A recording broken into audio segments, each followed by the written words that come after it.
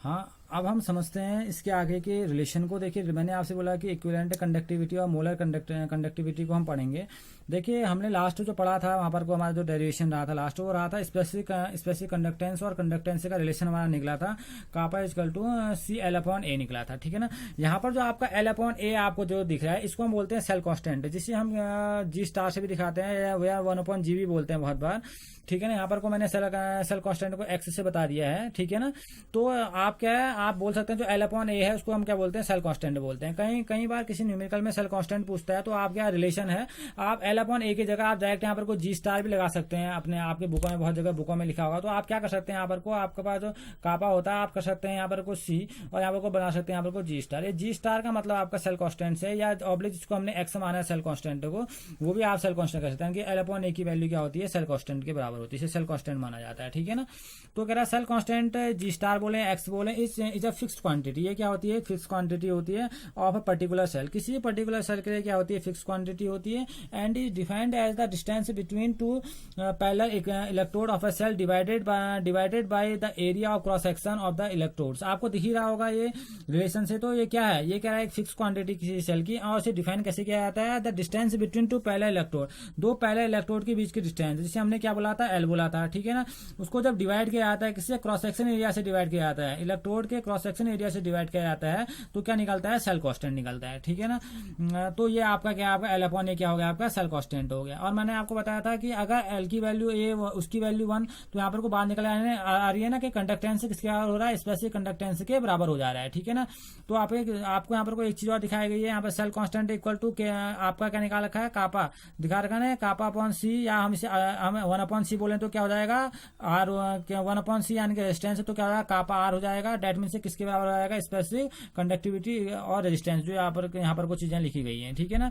तो आप ऐसे रिलेशन और फाइंड आउट भी कर सकते हैं। कापा की यूनिट आपने देखी है, पर ओम पर सेंटीमीटर इसकी आपकी यूनिट है। ठीक है ना। इसके बाद जो नया टर्म निकल के आता है, वो नया टर्म आपका निकल के आता है इक्विवेलेंट कंडक्टेंस। ठीक है ना। मैंने आपको बोला था हम इसके आगे एक लॉ पढ़ेंगे, कॉलरॉड लॉ भी पढ़ेंगे, तो उसको समझने के लिए हमें कंडक्टिविटी, इक्विवेलेंट कंडक्टिविटी और मोलर कंडक्टिविटी का नॉलेज होना चाहिए। ठीक है ना। देखिए होता क्या है, जो आपका कंडक्टिविटी है, इक्विवेलेंट कंडक्टेंस है, वो क्या देखें, it is defined as the product of specific conductance kappa and the volume of the solution which contains 1 gram equivalent of the electrolyte. ये कह रहा है it is defined as the product of, ये किसका प्रोडक्ट है, product of specific conductance and the volume of solution. यानी कि आपका जो लैम्डा इक्विवेलेंट है वो किसका प्रोडक्ट है, वो आपका स्पेसिफिक आपका कंडक्टेंस इनटू आपका क्या है, जो सॉल्यूशन है उसका वॉल्यूम कितना है, उसका क्या होता है, प्रोडक्ट होता है। ठीक है ना। देख रहे हैं, कह रहा है ना, volume of a solution which contain 1 gram equivalent of electrolyte, उसका आपका क्या है, वो आप बोल सकते हैं उसका क्या है, प्रोडक्ट है, उसे बोला जाता है इक्विवेलेंट कंडक्टेंस बोला जाता है। ठीक। If concentration of solution is C, यदि आपका क्या है, सॉल्यूशन का कंसंट्रेशन क्या है, सी है, तो आप क्या निकाल सकते हैं, अगर सी है ग्राम इक्विवेलेंट ऑफ पर लीटर, अब पर लीटर का मतलब क्या होगा, 1000 से बात हो जाएगी, तो क्या हो जाएगा, लैम्डा इक्विवेलेंट इक्वल टू आप क्या होगा आपका, आप जानते हैं यहाँ पर को क्या होगा आपका कापा, ये क्या होगा, कापा इंटू 1000 अपॉन सी। आप इसको इस तरह से भी दिखा सकते हैं, if the concentration of solution is C, तो इसको इस टर्म में भी आप क्या कर सकते हैं, दिखा सकते हैं। ये आप ऐसे दिखाइए, आप ऐसे दिखाइए, दोनों टर्म में क्या है, एक जैसे हैं। ठीक है ना। यूनिट आपकी इसकी क्या होती है, पर ओम सेंटीमीटर स्क्वायर पर ग्राम इक्विवेलेंट। ठीक है ना।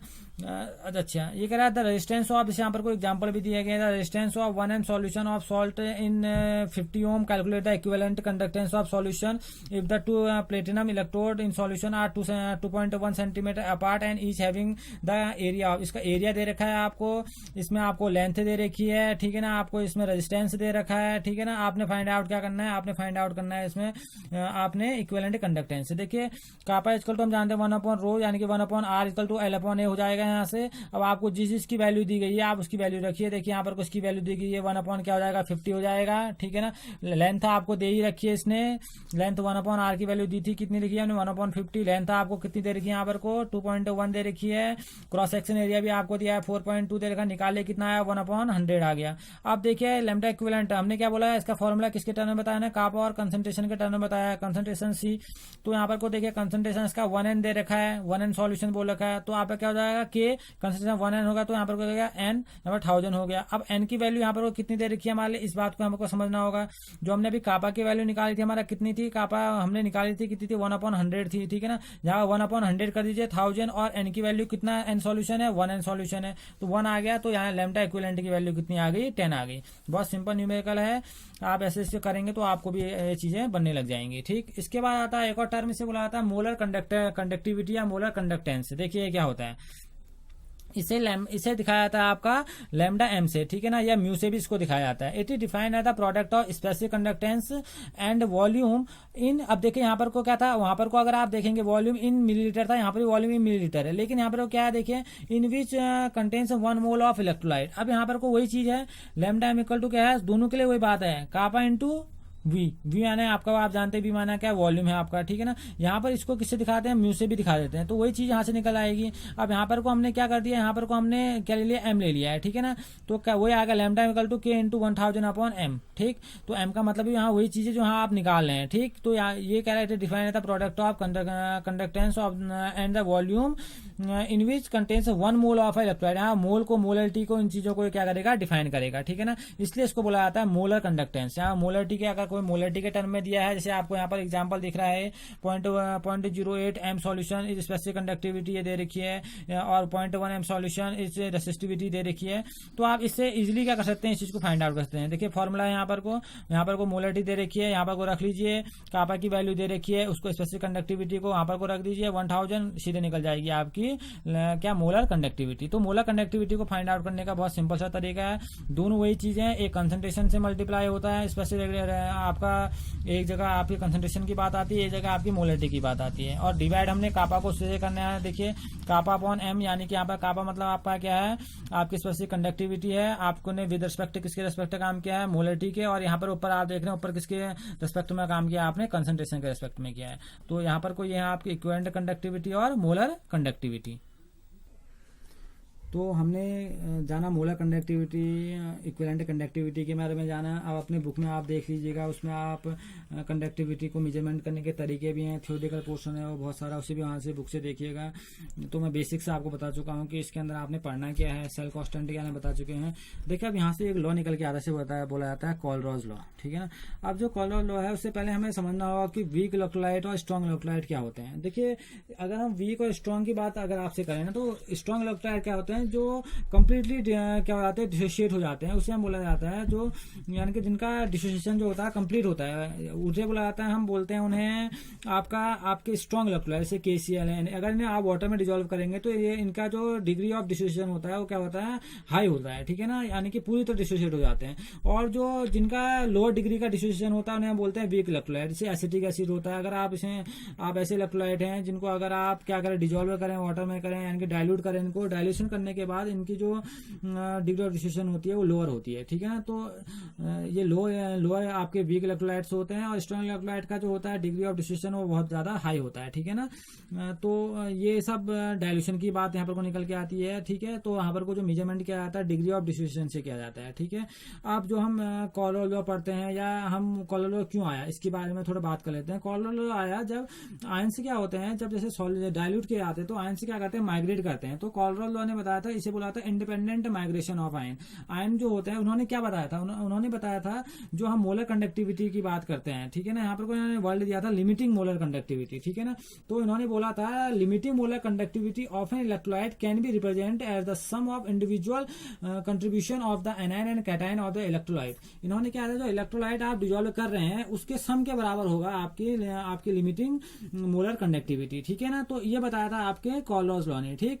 तो इन्होंने काम किस पे किया, अगर आप बात समझेंगे, इन्होंने जनरली जो काम रहा हमारा स्ट्रॉन्ग इलेक्ट्रोलाइट पर भी रहा है, वीक इलेक्ट्रोलाइट पर भी रहा है, लेकिन जो कंप्लीटली डिसोशिएट हो जाएंगे डाइल्यूशन में, ठीक है ना, तो वहां पर को आपकी मोलर कंडक्टिविटी की वैल्यू क्या हो जाती है, बढ़ने लग जाती है, इंक्रीज हो जाती है, ठीक है ना, क्योंकि वो पूरी तरह क्या हो जाते हैं, डिजोल्व हो जाते हैं।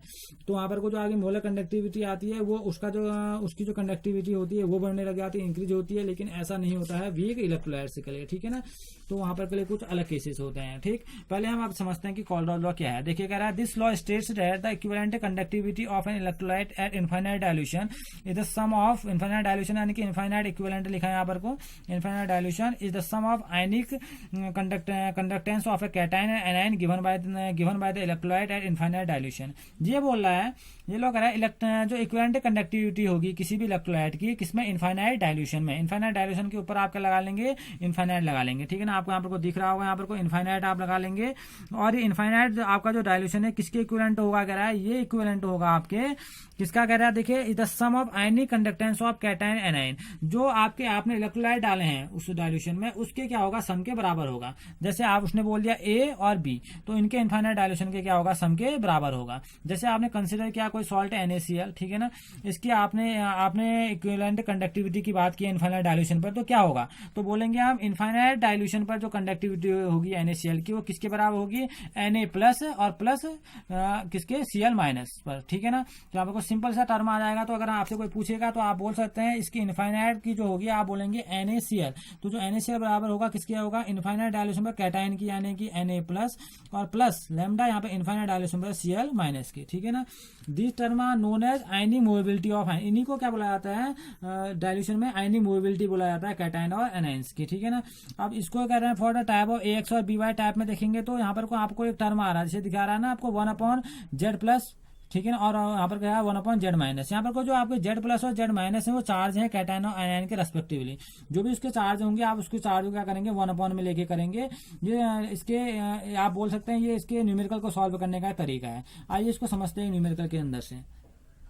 तो देखिए होता क्या है, at infinite dilution of electric equivalent conductance of Al+3 and SO4-2 ions are 189 and 160 per ohm centimetre respectively, calculate the equivalent and molar conductivity of infinite dilution. देखिए दे क्या रखा है, Al2SO4 होल थ्राइस।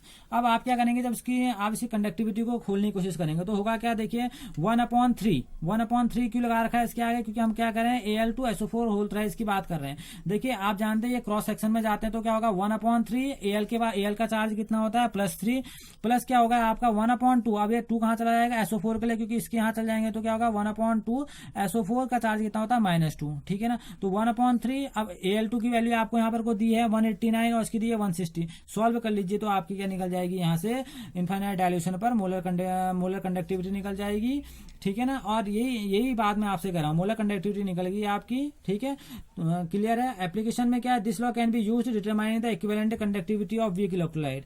ये वीक इलेक्ट्रोलाइट के infinite dilution पर भी conductivity निकालने के लिए हेल्प करता है। Determination of degree of dissociation, since alpha the degree of dissociation of electrolyte at the dilution V is given by, अगर आप जानते हैं, आपने क्लास 11th में डिग्री ऑफ डिसोसिएशन के बारे में पढ़ा अल्फा, तो ये डिग्री ऑफ डिसोसिएशन को निकालने में भी हेल्प करता है। तो ये कैसे निकाल सकते हैं आप, lambda upon lambda infinite conductivity, आपकी molar conductivity upon infinite dilution पर मोलर कंडक्टिविटी, ठीक है ना। ये आपका क्या है, ये है आपका कॉलरॉज लॉ। तो आज हमने क्या समझा, आज हमने जाना कॉलरॉज लॉ के बारे में। Okay, thank you.